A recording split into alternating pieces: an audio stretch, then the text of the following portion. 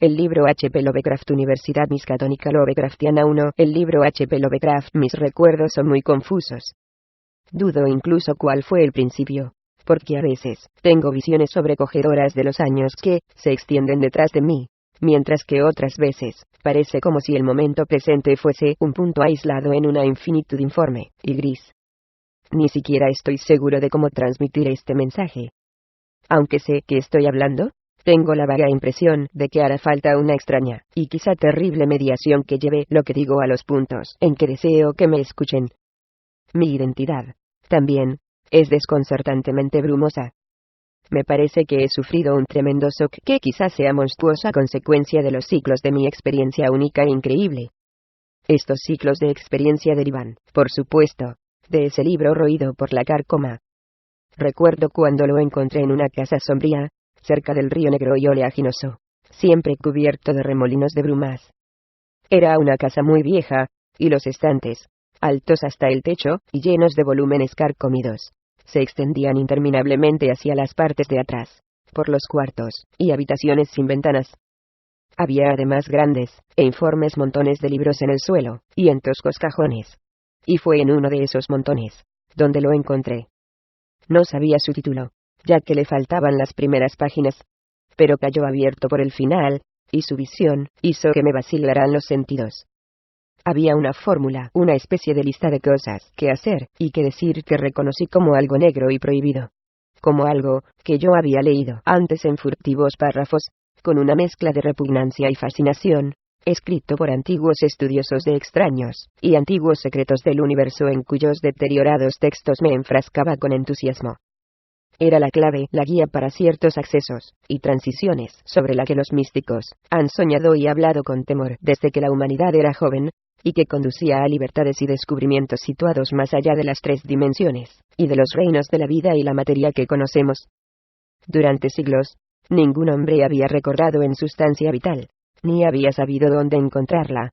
Pero este libro era muy antiguo. No la prensa, sino la mano de algún monje medio loco había consignado aquellas ominosas frases latinas de un cialis sobrecogedora antigüedad. Recuerdo cómo el viejo me miró de reojo, soltó una risita e hizo un signo extraño con la mano cuando me lo llevaba. Se negó a aceptar ningún dinero por él, y solo mucho después supe por qué. Mientras regresaba apresuradamente a casa por las estrechas, serpeantes, neblinosas calles del barrio marinero, tuve la horrible impresión de que me seguían unas pisadas furtivas y apagadas.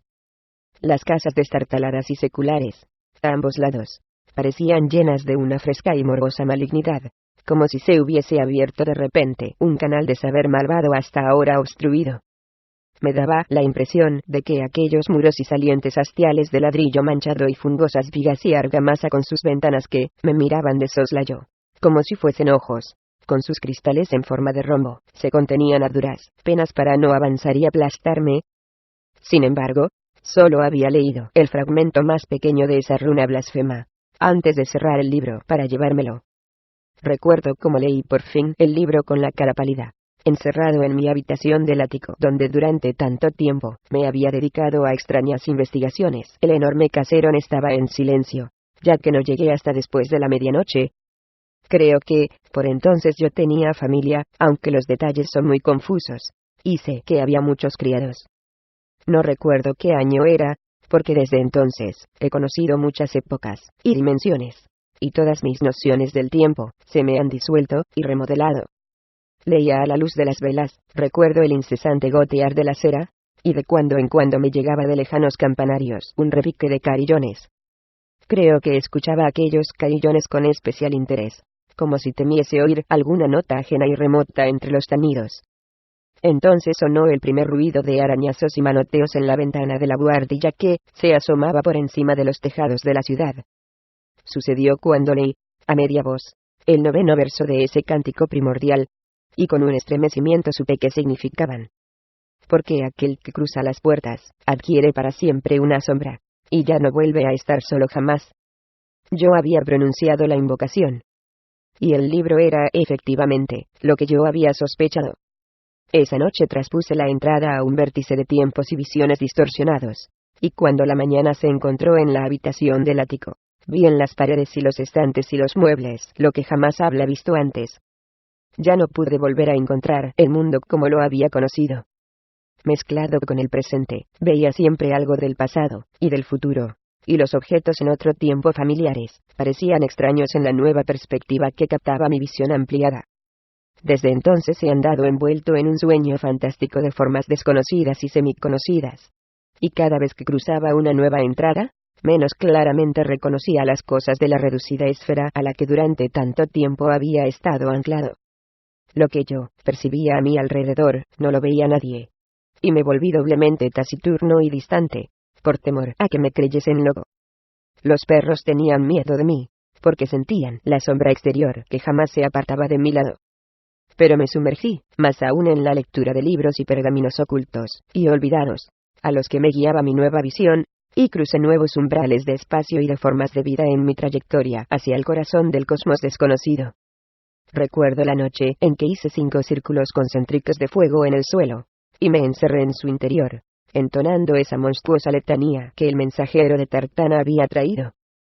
Las paredes se disolvieron, y un viento negro me arrebató, arrastrándome a través de abismos grises e insondables con pináculos de montañas desconocidas, a millas por debajo de mí. Poco después sobrevino una completa negrura. Luego, la luz de minadas de estrellas compusieron extrañas y desconocidas constelaciones. Finalmente, vi una llanura iluminada por un resplandor verde, muy por debajo de mí, y distinguí en ella las retorcidas torres de una ciudad cuyas construcciones jamás había visto, ni leído, ni soñado yo. Y al acercarme, flotando a aquella ciudad, vi en un espacio abierto un gran edificio de piedra, y me invadió un miedo espantoso. Grité y me delaté, y tras un desvanecimiento, desperté otra vez en mi habitación del ático, tendido en medio de los 5 círculos fosforescentes del suelo. En el vagabundeo de aquella noche, no hubo nada que fuese más extraño que las experiencias de las noches anteriores. Pero sí sentí más terror, porque sabía que estaba más cerca de esos abismos y mundos exteriores de lo que había estado antes. En lo sucesivo, he sido más precavido con mis fórmulas encantatorias, porque no tengo ningún deseo de separarme de mi cuerpo y de la tierra, y quedarme en los abismos desconocidos de donde no podría regresar.